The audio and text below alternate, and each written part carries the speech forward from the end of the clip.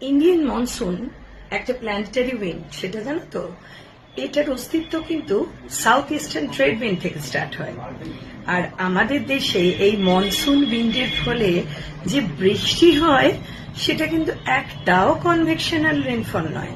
যদিও ভারতের সর্বত্র পাহাড় নেই, তবু কিন্তু ভারতের মেন রেনফল ওরোগ্রাফিক টাইপ, যেটা বাংলাতে বলা হয় শৈলোৎক্ষেপ বৃষ্টিপাত। অর্থাৎ যেখানে যেখানে পাহাড়ে ধাক্কা খায় সেখানেই কিন্তু এই ময়েশ্চার বিয়ারিং উইন্ডের ফলে রেনফল হয়ে থাকে।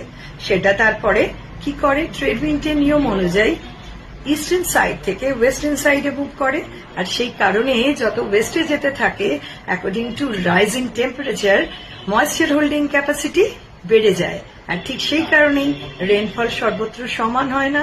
That is the main cause for differentiation of rainfall in India.